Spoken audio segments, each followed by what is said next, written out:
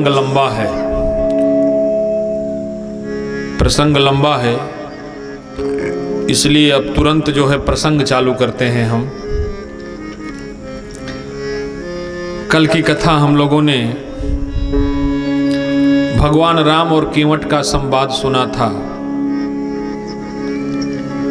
था कि सुमंत्र जी को जबरदस्ती रथ पर राम और लक्ष्मण ने बैठाया था।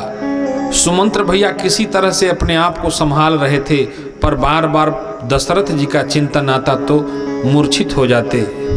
घोड़ों पर बार बार आक्रोशित होकर कोड़े बरसाते, पर घोड़े बार बार राम को देख करके हिनहिनाते। तुलसीदास जी ने लिखा था कि जासु वियोग विकल पशु, ऐसे भगवान राम के वियोग में पशु पक्षियों का ये हाल था। अब भगवान राम जब से अयोध्या से आए हैं, सोचिए, विचार करिए, कल्पना करिए एक बार, अयोध्या वासियों का क्या हाल होगा, या भगवान के उन संबंधियों का क्या हाल होगा जिनका सुबह राम को देख के होता था, जिनका सुबह राम को देख के होता था। कैसे उनका दिन गुजरता होगा, कैसे रातें कटती होंगी। कल्पना कीजिए उस माँ के हृदय पर क्या गुजरता होगा, जिसका पुत्र कल राजा बनने वाला हो और राजा की जगह पर उसको वनवास हो जाए। चिंतन करिए, दशरथ जी पुत्र के वियोग में वैसे ही तड़प रहे हैं जैसे जल के बाहर आके कोई मछली तड़प रही है। बार बार महल के दरवाजे से झांक रहे हैं, क्या पता सुमंत्र बहू को लेके चले आए, सीता वापस चले आए। उम्मीद की एक आखिरी किरण है, शायद अगर सीता भी आ जाए तो उसके सहारे हमारे प्राण बच जाएं, वरना हे राम, अब यह दशरथ को तुम्हारे बिना अयोध्या अच्छी नहीं लगती। विचार कर रहे हैं और इधर सुमंत्र जी रथ लेकर चोरों की भांति, कायरों की भांति अंधेरा होने का इंतजार कर रहे हैं। कैसे नगरवासियों के सामने जाएंगे, लोग पूछेंगे तो क्या जवाब देंगे, क्या मुंह दिखाएंगे, क्या कहेंगे। दशरथ जी हमसे उम्मीद लगाए बैठे हैं, आज तक ऐसा कभी भी नहीं हुआ कि राजा जी ने हमसे कोई बात कही हो और उनकी एक आज्ञा को हम पूरा नहीं कर पाए हो। आज जीवन में ऐसा पहला अवसर आया है, क्या करें। इसी उधेड़ बुन में सुमंत्र जी डूबे जा रहे हैं, पर समझ कुछ भी नहीं आ रहा, क्या किया जाए, कुछ समझ में नहीं आ रहा। सायंकाल जब सूरज ढलने को हुआ तो सुमंत्र जी रथ लेकर के नगर में प्रवेश किए।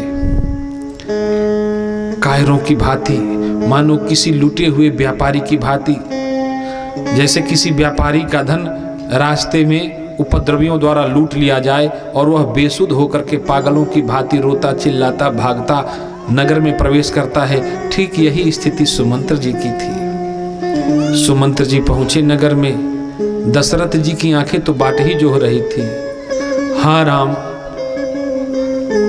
पर कहते हैं ना, जैसे दरवाजे पर सुमंत्र जी के कदमों की आहट सुनाई दी ना, दशरथ जी के अंदर एक नवीन प्राण का संचार हुआ। विक्षिप्त शरीर में भी एक चेतना सी आई थी। थोड़ी अधखुली आंखों से दशरथ जी ने दरवाजे की तरफ देखा था, पर कहते हैं जैसे ही सुमंत्र को देखा ना, उनके मन में एक विश्वास शायद जगा। शायद सुमंत्र आज तक कभी भी असफल किसी कार्य में नहीं हुआ।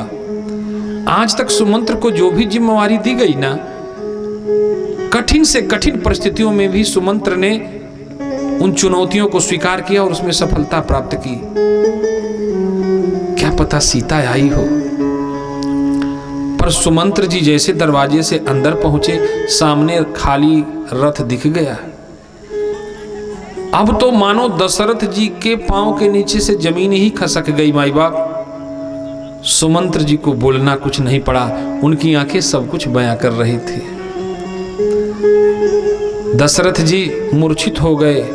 माताएं भाग के आई, समझाने लगी, धीरज धरब त उतरब पारू, नाही त बूढ़ही सब परिवारू।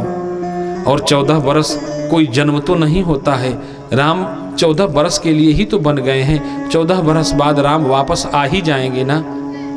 आप धैर्य रखेंगे तो राम को वापस पाएंगे। पर दशरथ जी के पास धैर्य कहाँ था। दशरथ जी ने कहा, देखो कौशल्या, हमारा जीवन यह राम के लिए है, और अब हमको जब राम नहीं है यहाँ तो हमारे रहने का कोई मतलब नहीं है। कहा, आप ऐसी बातें क्यों करते हैं, ऐसी बातें ना करें, यह अयोध्या आपके सहारे है, हम लोग तो अब उम्मीद लगा कि आपको ही देख रहे हैं। दशरथ जी ने कहा, देखना बंद करो, क्योंकि हमारी आंखें किसी और को देख रही हैं। दशरथ जी पागलों की भांति दरवाजे की तरफ देख के चिल्ला, राम, अरे ओ राम, रुक जाओ, थोड़ा तो देख लेने दो बेटे, ऐसे तो मुंह मोड़ के मत जाओ। पर राम कहाँ थे? वो तो दशरथ जी की भावनाएं थी जो राम के स्वरूप को प्रकट कर रही थी। क्या करें, परिस्थितियां ऐसी हैं, लोग मौन हैं। दशरथ जी को कैसे समझाया जाए, क्या कहा जाए?